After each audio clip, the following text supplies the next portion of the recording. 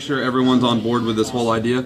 Yeah. So yesterday, basically what we decided on is that we're gonna do a top-down-ish. So take like a 3D character and then take the camera and you like. showed it to me earlier. I saw it on your computer when you left it open. Yeah, except it's going to be down a little bit more. Yeah. And a little bit closer.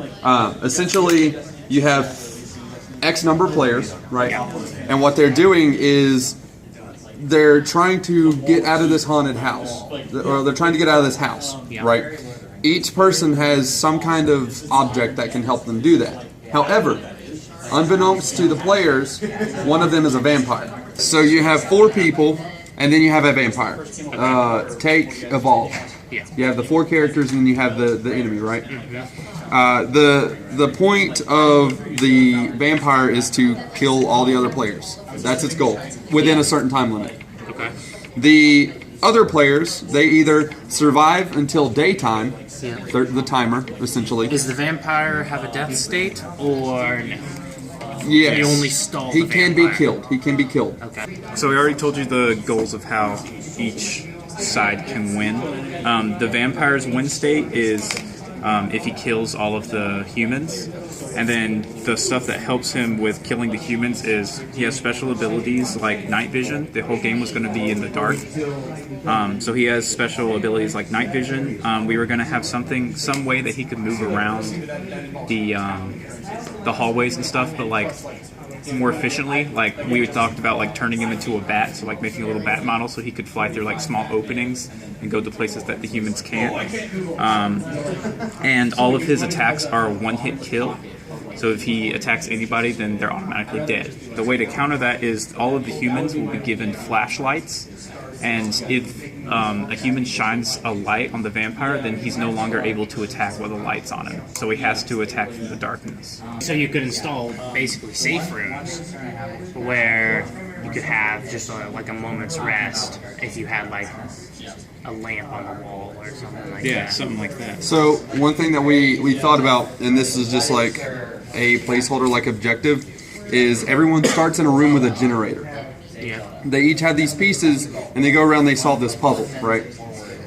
Once they solve the puzzle... Is it static or procedurally generated puzzle? For now, static. Static, obviously for now. Yes. If we get into later things, then obviously procedural would be better. But basically they have to go around and essentially do these objectives to where they can turn the generator on. If that generator turns on, the lights in the house come on, the vampire can't kill anyone, and they can leave. Yeah, so does everybody start in the same room? Or because you said that they all start by a generator. Actually, we changed that. Yeah, we actually changed that to where if they complete the puzzle or whatever in the separate rooms, then it'll unlock like something in the middle, which we talked about was like just throwing out ideas. We said like a holy cross, where it gives off light like a flashlight, but that light kills the vampire. So if he gets hit by that, then they win the game completely without waiting for daytime. So it just gives them like a super weapon, but only for one person. And the vampire can still kill that person if he sneaks up behind them. But then it'll make the other players more defensive of that person, and the vampire would have to work harder after they complete the puzzle, if they do. Is it possible for us to do some kind of sound work with the places in the haunted house or whatever? So if you're walking on, so maybe like if you're the vampire and people are walking on like wooden floors, you can hear like a wooden floor sound, like a faint sound. Or what you can do is you can essentially make like an effector that like, or not an effector, like an emitter that emits a sound. And they essentially have like the source radius, and then they have an outside radius, which is like the distance, like the volume that it can sound travels and how far it affects. that way, if you're like in a bathroom or something, and you can hear like a faucet or something, and then you can figure out, oh, this guy's probably in the bathroom. Are those directional?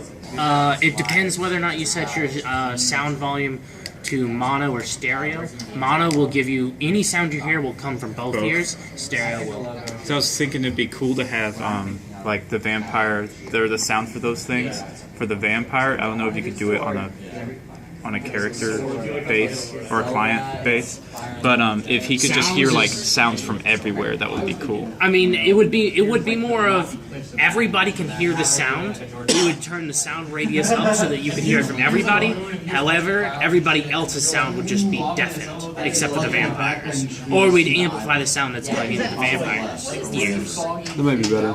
That would be much better. Because then you can make the sounds like really, really low, like almost unhearable, and then just amplify it on the vampire instead of deafening everybody else. Yeah, so like, for instance, if this is the house and you're all the way over there, I can just barely hear the floor squeaking, but the vampire knows that's where it's coming Yeah, from. that'd be cool. So then, like, he knows, like, kind of the direction of the objectives that they're trying to get to first. Would we have actual footsteps? Or would it just No, be... you I don't know. don't- It would be footsteps footsteps. aren't really.